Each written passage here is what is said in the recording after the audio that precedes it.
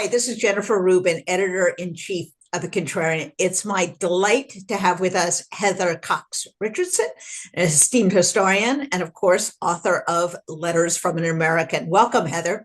It's such a pleasure to be here again, Jen. We love having you. So, President's Day. As I have written today, I really like when we refer to the specific presidents, Washington and Lincoln. And one thing that certainly distinguishes them was their reputation for honesty. Washington was the epitome of integrity. Abe was called Honest Abe. Talk to us a little bit about presidential integrity and honesty. This is very much on my mind these days because we seem to have gotten rid of the idea that presidents are not supposed to lie to their constituents. And that's actually really quite new in American history. So, it's really with Eisenhower that you start to see people having to grapple with the fact that the president might not be telling the truth. And that was with the U-2 incident when Eisenhower kept saying, no, in fact, we had nothing to do with that. The Russians aren't telling you the truth. And then the Russians perked up and said, well, actually, here's the plane and here's the pilot. And Eisenhower was kind of like, well, okay, I lied to you. But that was a really, really, really big deal when that happened. And that idea that somehow it's now okay for presidents or leaders of a certain party, I'll point out, can lie with impunity is a real attack on democracy, which requires that people have accurate information or in order to make good decisions, not only about voting, but also about the republic and about their own lives. Johnson in Vietnam and then Nixon in Vietnam, that seemed to be another breaking point, another inflection point. Talk to us a little bit about the conduct of war and presidents and how they have handled adversity or success in war. The post-World War II years are a very odd time, I think, and a time when democracy has to grapple with what it means when a president feels the need, either real or imagined, to keep information away from the American people. Not necessarily initially couching it as lying, but as saying, I can't let you know this because it will hurt national security because I have to do something secretly. And that's something like the Cambodia bombings in under Nixon. But what is different now, I think, is what feels to me very authoritarian. The idea that Republican nominees for positions in the cabinet are literally saying things that everybody knows are not true. And then they turn right around as soon as they're confirmed and do exactly what everybody knew they were going to do. And there seems to be this sort of collective shrug among the parts of the Republican senators, like, they lied. But on a much larger scale, we literally have a president in office who said, I don't know anything about Project 2025. I'm not going to have anything to do with Project 2025. Anybody who says so is lying to you, and so on. And then, of course, we know that I think it's about 3/4 of the executive orders he signed in the last 3 weeks or the first 3 weeks of his presidency are straight from Project 2025. And nobody is in the streets screaming, you lied to us. And if you think about Nixon and Watergate, the real breaking point for his support was when his supporters recognized that he had lied to them about the cover-up. That was a really big deal. And the idea now that a president can simply lie about something so profoundly important to the American people, and there's a collective shrug, is a really different moment historically. I think this goes to a larger point that you've talked about, and that is this general kind of cynicism about politics and government, that we've sort of lowered our expectations so that we no longer expect functional, honest government. That seems to be a very big leap from where we started off as a democracy, which was very aspirational, very idealistic in a lot of ways. Well, yes, but I would argue that in the present, the difference is political. That is, Democrats can't get away with lying because the Republicans jump all over them and scream it from the rooftops. And to the contrary, Republicans seem to give a pass to anything their side, if you will, does. As I keep saying, they've put party above country.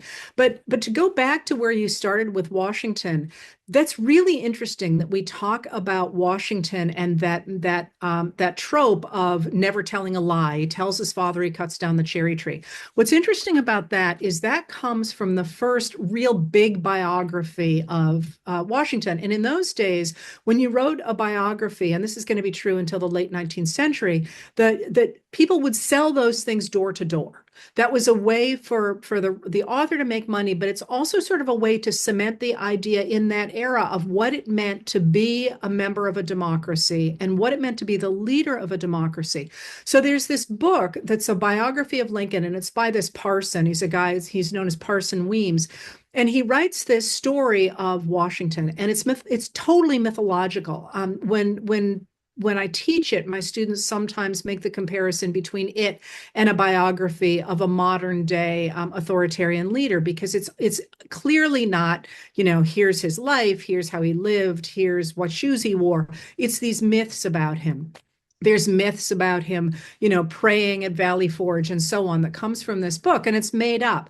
But the reason I'm harping on this is because it's not until the third edition of that book that the cherry tree story comes in. And the cherry tree story comes in after the rise of Thomas Jefferson. And Thomas Jefferson's opponents, the people who supported George Washington, believed that Thomas Jefferson was a liar. And so what they were saying was, unlike Thomas Jefferson and the political party that he is leading, our great leader was so honest, he told his father he chopped down a cherry tree. So that becomes, again, a foundational myth of the United States that true leaders don't lie. And as I say, there's plenty of examples I could give you throughout the late 1700s, early 1800s, and into the middle of the 1900s, where presidents, if they are not explicitly lying, they are certainly not telling the full truth. So, for example, when James Buchanan doesn't, he says, I will abide by whatever the Supreme Court decides in the Dred Scott decision. And we now know he knew what that decision was. And in fact, he had pressured the Supreme Court to come down in a certain way. That idea still, though, is that presidents must not be seen as lying. And as I say, that breaks in the middle of the 20th century. And now we're at a place where there's this sort of feel that nothing is real and nobody knows what's truly going on. I think we're due for a renewal of demanding that the people who are giving us information about our lives tell the truth about it so we can make good decisions, not, as I say, only about politics, but also about the policies that we want that are going to influence the way we live our lives. It's interesting. After Watergate, of course, Gerald Ford took over, but then we had Jimmy Carter, and Jimmy Carter seemed to embody that kind of revulsion against pomp, against the imperial presence, against lying. And he said he would never lie to us. Talk to us a little bit about Jimmy Carter, who, of course, recently passed away, and kind of maybe a modern legacy and a lesson that we can learn from Jimmy Carter about taking over from a period of time that was not known for its honesty and for its integrity, and how we can perhaps correct course in the future. Jimmy Carter is a wonderful example of somebody who was trying to restore those values to the American political scene.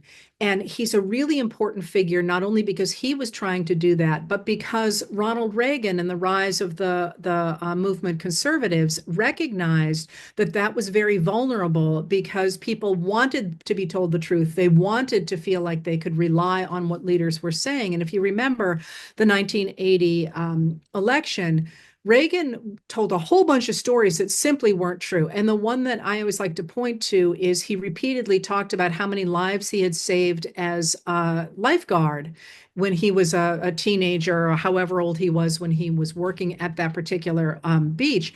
And the people who worked with him kept saying, no, you didn't. Like how many, he would say he had saved on average, 2 or 3 people a day. And they're like, we never saved anybody. What are you talking about? But whenever people called him out for that, Reagan implied or even said that they were being mean to him, that this was the liberal media that was trying to beat up on him for his ideas. And that was enormously effective. It was enormously effective. And you can still see that rhetorical technique in the part of the people who have taken over the government. So restoring the idea that the press can say, you're not telling the truth. The same way that press, for example, in other countries does, would really be key to forcing people to actually tell the truth. And I'm seeing that a lot, especially in the independent press, who chase people down and say, this is not what's really happening. Tell us the truth. I mean, if only there were a new media landscape where there was like something called the contrarian or something, that would go a long way. Exactly. Or letters from an American. Absolutely. Well, Heather, you've given us, as always, plenty to think about. And why don't you leave us with a measure of hope, perhaps, about the American people and their relationship with the president? What can a president who is an honest person, who is a person of integrity, do for a country? How can they lift the spirit, lift the moral tone if we choose wisely among our presidents? Well, what a president really does is distill the zeitgeist, if you will, of his or her time. And the way that you get those presidents, which I think is the more important piece here, is you demand it. You demand it vocally, and you support those people. So one of the things I keep hearing today in 21st century America, which is a frightening place to be in many ways, is where is our leader? Why is nobody leading us? And the answer to that, to my mind, is Abraham Lincoln, because everybody looks back at Abraham Lincoln and sort of seems to think he came from on high, but he didn't. Abraham Lincoln came from a whole lot of people demanding the truth, demanding a government that was not responding only to elite slaveholders, who was not going to lie to them. And they demanded him and made him known as Honest Abe, right? He was going to be the honest guy in office. And the pressure of at least 4 years of people demanding that gave rise to a man who was really not terribly well known before about 1857, 1856, 1857. And he became Abraham Lincoln because the people demanded it. They could have picked Stephen Douglas, who would have given us a very different country, or they could have picked anybody that we don't know the names of now, but they created him. He didn't create them. And one of the things that I see around us now is a number of Americans stepping up to the plate and saying, this is not the country we want. These are not the leaders we want. We want new of both. And for all that the moment we're in could land us in an extraordinarily bad place, it could also renew us, but we're going to have to demand it. Heather, I think that's the perfect note to end today on. And I hope everyone takes a little time today to read up on our presidents.